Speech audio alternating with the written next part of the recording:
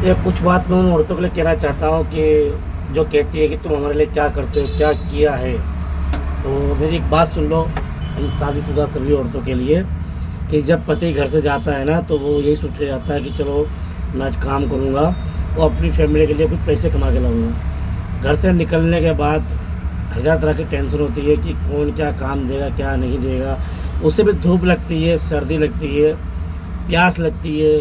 कितनी बार तो यूँ होता है कि जेब में पैसे होने के बाद भी उसे खाने के लिए मिलता नहीं है, तो कुछ चिप्स विप्स खा के वो काम चला लेता है। उसके बाद भी उसे थकान लगती है, उसके बाद वो सोचता है क्या करूँगा काम करके, कोई समझने को तैयार नहीं है, क्या फ़ायदा है इसी ज़िंदगी का। लेकिन जैसे ही उसे याद आता है कि उसकी बीवी घर है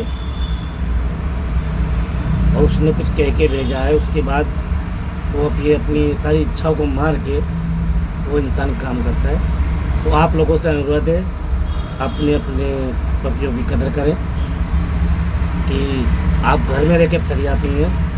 सिर्फ घर में 3 4 5 या 10 मेंबर होंगे, वो इंसान से पूछो बाहर की वो दुनिया दिखता है कि हाथों में इतनी ताकत होने के बाद भी, वो सही होने के बाद भी कुछ लोगों की बातें यूँ हाथ बंद करके सुनता है, क्योंकि वो अपने घर के लिए, आपके लिए। तो आप लोग कृपया उनकी तकलीफ़ को समझें। जीवन इतना आसान नहीं है मर्दों का जितना आप लोगों को लगता है। और काम करके आने के बाद आप लोगों पे ज़रा गुस्सा कर भी देता है। क्या होता है, थोड़ा सोचो। उसने गुस्सा किया, आप पे कुछ चिल्ला दिया या गाली बोल दी, आपने तुरंत उसे रिप्लाई दिया और जवाब दिया कि तुम मेरे लिए नहीं करते, तुम अपने लिए करते हो, मैंने नहीं कहा तुमसे।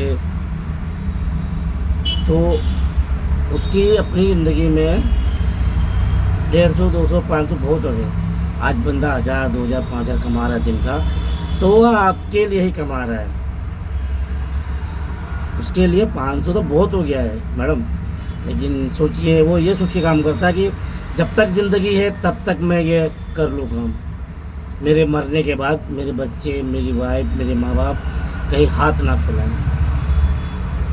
घर से निकलने से पहले उसके दिल में ख्याल आता है कि मैं जा तो रहा हूँ, मुझे कुछ हो गया या मैं मर गया तो मेरी फैमिली का क्या हो गया, क्या होगा। आप जरा दिमाग लगाइए, ये ख्याल हर मर्द के दिल में आता है। तो प्लीज़ ऐसी लैंग्वेज का उपयोग ना करें कि एक कमाने वाले मर्द का साहस टूट जाए।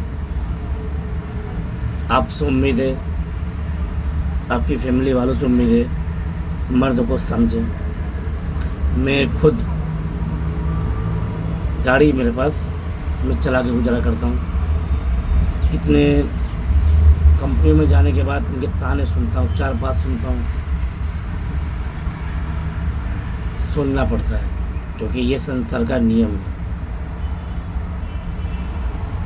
मेरी बात को आप लोग गलत मत समझना। मेरी भी बहन है, मेरी भी वाइफ है, मेरे बच्चे हैं। मैं एक सभी के लिए कहना चाहता हूँ, आप लोग समझें,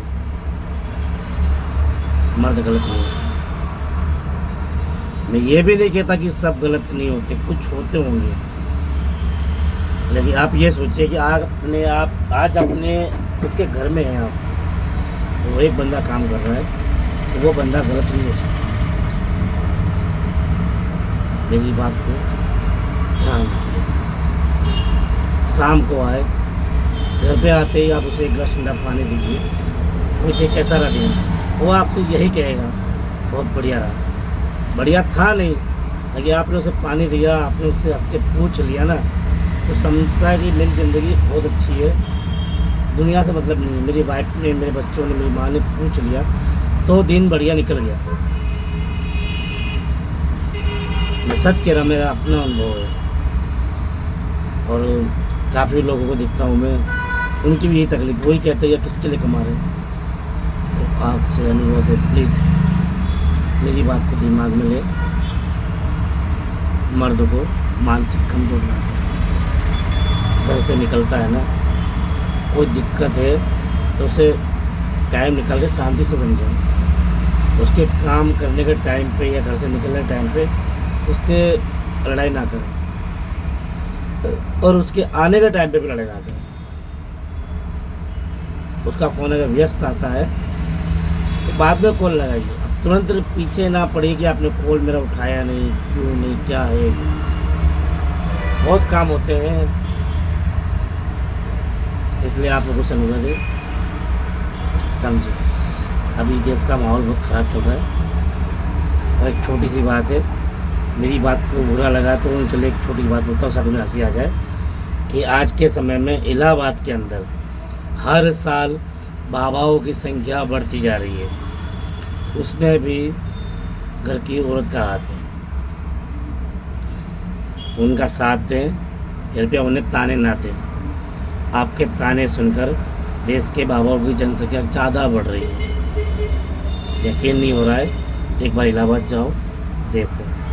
मैं जाके आया हूँ। उनसे बात करने के बाद पता चलता है कि उनके खुद 2-3 बच्चे हैं, और फिर कहते हैं कि हमने संसार त्याग दिया है। संसार में कुछ नहीं है, था तो बहुत कुछ, लेकिन घर की औरतों ने ख़त्म कर दिया। मतलब सत्यानाश, तहस नहस। और उनके बाबा बनने के बाद उन्हीं की औरतें अब मजदूरी कर रही हैं। जब उनसे पूछा जाता है कि आप मजदूरी क्यों करती हैं, तब वो ये कहती है कि हमारे पति हमें छोड़ के चले गए हैं। पर कभी यूँ नहीं कहती है कि वो थक के चले गए या परेशान होके चले गए। आदमी साथ फेरे लेता है ना, तो जिम्मेदारी लेता है वो, लेकिन साथ फेरे लेने के बाद उसकी अलग दुनिया हो जाती है। आप समझिए, उसकी अपनी एक जिम्मेदारी होती है। वो सुबह निकलता है, शाम को आता है, खाना खाता है। उसको खुद का मन करता है कि मैं बाहर जाऊँ, दोस्तों के साथ बैठूँ, गपशप मारूँ, सिगरेट पीऊँ, मौज मस्ती करूँ, लेकिन वो नहीं निकल पाता। जैसे ही खाना खाएगा, पता है कि बीवी की कुछ बात सुननी होगी, तो बोला ठीक है, बोलो क्या बात है।